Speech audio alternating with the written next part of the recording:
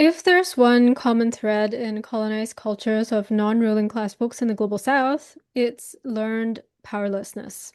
This is hands down the most effective psychological operation ever carried out by our colonizers. Through a combination of military technological advancements, authoritarian policing, and ethnocidal propaganda over generations, the colonizers successfully subdued anti-colonial resistance genetically by killing folk, culturally through ethnocide. That was the investment that, though costly, continues to pay off today, as entire generations of humanity are born into a capitalist world order that serves a white supremacist ruling class that continues its imperial and settler colonial project even as it violently implodes. Yet, this learned powerlessness, perhaps best described as a devastating form of intergenerational colonial trauma, is a disease that cannot seem to be cured in time to deliver ourselves freedom. When thinking about the heavy-handed iron fist of incumbent power structures and the changing of the guard with the rise of BRICS and its so-called planned economy model of a multipolar geopolitical landscape, how does this learned powerlessness factor into real decolonization? Will it lead us to further enslavement, or will we at some point realize the power of unlearning learned powerlessness? It's an outcome of an engineered system that has been refined over centuries. And there are entire systems designed to produce this kind of colonial subjects who polish themselves. And it starts all the way back to education systems that were imposed to create this class of people who would be native in blood and color, but European in taste, opinions, and intellect, or whatever. This was explicit across empires, even though each used a different story to justify it. But this is something that was widespread and started shaping behavior and thinking. And then you have the economic dependency through deliberate underdevelopment by extracting resources, destroying industries, creating debt traps, structuring entire economies to serve as resource colonies. And the IMF and the World Bank continue this work today, stripping sovereignty under this guise of kind of development assistance.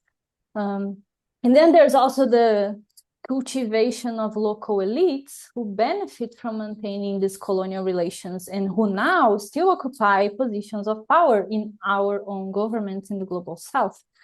So there are these many engineered layers of internalized oppression or learned powerlessness, where so many of us in the Global South, development still means looking like Europe or the US, where success means having what they have, where power means having a seat at their table.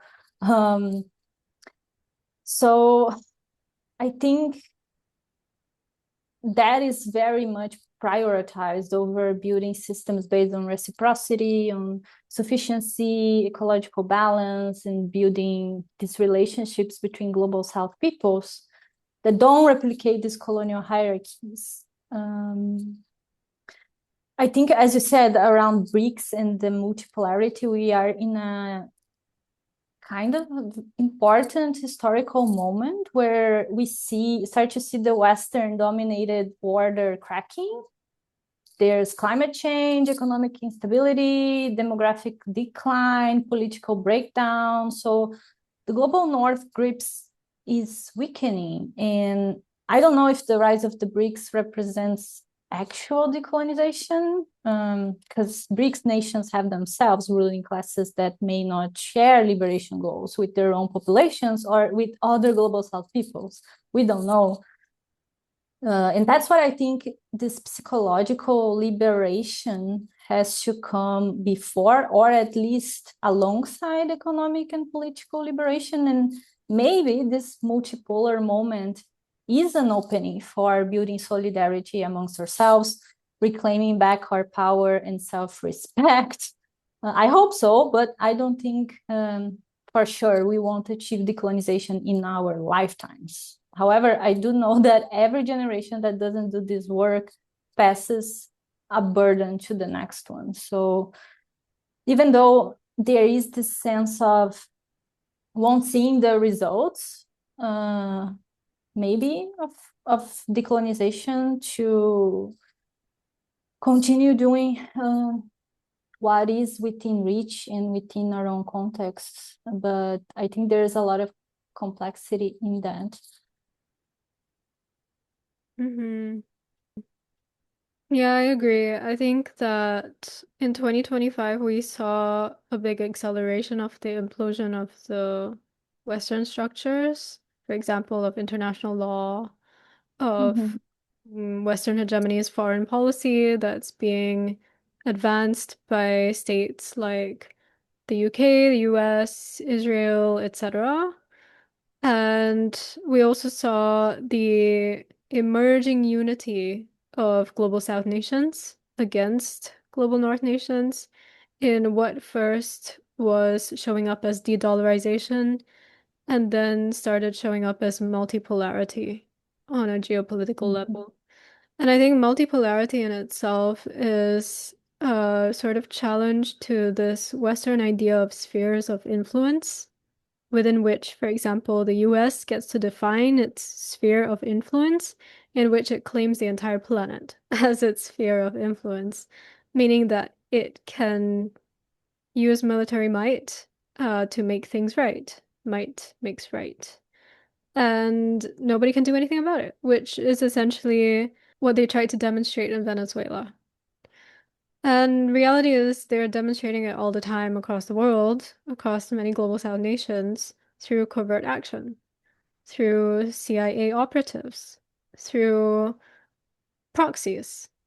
And these things are becoming more and more widely reported, even though they might be misunderstood by local population, but I do think the ruling classes are very much aware of it in the global South. And it's a big question mark of how many of them are actually involved. Because otherwise, how can these operations continue? Because they're on the level of, decades. So when we talk about this powerlessness in the political structure, especially in the global South, there's definitely an element of complicity. There's this element of corruption in which they are paid for their silence or they are paid for their endorsement. And there's absolutely a factor of propaganda working in the favor of the Western hegemon, which is imploding. So it's very funny because we are seeing this implosion of the narrative as well Mm-hmm. around learned helplessness or powerlessness. And we're kind of seeing this bipolar nature, right? Of like, we are the victims, but we are strong. Okay, so how does that work? Or we have this kind of parallel nature of we need the US help, but also, the US is kind of destroying us. So which is it? Because it's high time to choose. And the systems that really should be kind of like ready and available for us to take the next step into are not there yet because of all of this sabotage and wasted resources, essentially, by facing the hegemon and its nonsense. So, for example, some things that Brian Berletic talks about, and he's talking about increasingly often nowadays, are about alternative structures of media. For example, YouTube itself as a media platform is US controlled. So where is the platform that is providing an equivalent service that is not US controlled? So there is no so-called multipolar alternative to that. And we can say the same for social media platforms such as Facebook, Instagram, etc., all controlled by US corporations. So when we look at the dominant way that our identities are framed through social media, especially in this day and age, we can see how learned powerlessness is something that is definitely in the propaganda itself, how we receive information, how the information is curated and presented to us, etc., in ways that are ever increasingly personalized in order to destabilize you as an individual, right? To keep you in a state of anxiety, depression, always comparing yourself with somebody else, etc. And social media is the main culprit for it. And yet we use social media every day to communicate with people, to connect with people, because that's the most convenient technology that people have access to for free, in which they are Mhm. the product. So when we look at that on the scale of the nation, the culture, and then broader like regions, etc., you start to find that everything on social media that is being curated for you is a lie. And when you start to realize that, which a lot of people have, especially with, what has been happening in Gaza, they see things on social media posted by real people, and then they see the media corporations talking about it from the Israeli perspective in order to promote that. So they see this sort of dissonance that's happening, and they start to question that. But that was before social media organizations refined their algorithms, right, to capture all those things. So there was a period where it wasn't in alignment, and now it's a little bit more in alignment, where shadow banning has been extremely active across the board, for example, so that you hear less of the truth and more of the propaganda. So I think this propaganda piece has a huge impact on learned powerlessness, and it factors as well into how that influences our political landscape in the global south when we are so-called democracies who are essentially controlled by mass opinion, which Mhm. are Mhm. influenced heavily by social media and Western media sources, Western narratives, or some people call it the information space of that nation state. And then, of course, there's a whole conversation about the nation state itself being a colonial product. And the ruling classes, the sh political structures of the nation state being colonial products.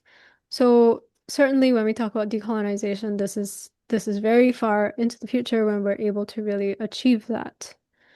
But I think in terms of unlearning learned powerlessness, there might be something there when looking at the implosion of the West and experiencing the collapse of all these narratives. Or it might simply collapse into essentially the same anxiety and depression on a national level, in which, we'll enter into an economic black hole that we'll never get out of for a few decades, for example. Mhm. Mhm. Yeah, I think what you said around propaganda is so important because, especially when you are trying to follow up what's happening in the world and things are changing so fast, and every day you see something completely crazy happening. And the people who are working in the news or in the shaping these narratives, they know how to manipulate the information or how to phrase the information, predicting how you will react or how you will behave or that will affect you. So there is a very carefully curated choices of words or images or how they are portrayed there. I think I read this the other day around how when we scroll social media, it's like every picture, even though your brain know it's not real and it's not in front of you, but your brain still has the reaction of protection, or like the emotional reaction is as if it was real for you. So it's like you are scrolling social media and you are receiving tons of emotional input per second, like when looking at all these things. And I think this contributes so much to that feeling powerless and anxious and depressed and not knowing what to do and like just shutting down and then like going to Netflix or something. Mhm. uh The disorientation that promotes escapism. So you go and play a mhm. game, or even worse, you keep scrolling on social media to look for like guilty pleasures or whatever that you might find an escape into, etc. And so you spend all of your energy and resources into that space instead of in the real world where you could actually be doing real things. Exactly. But also it's big bucks. The longer you spend on those platforms, the more those platforms make in profits. And I don't know how true that is of like any other service. Mm-hmm.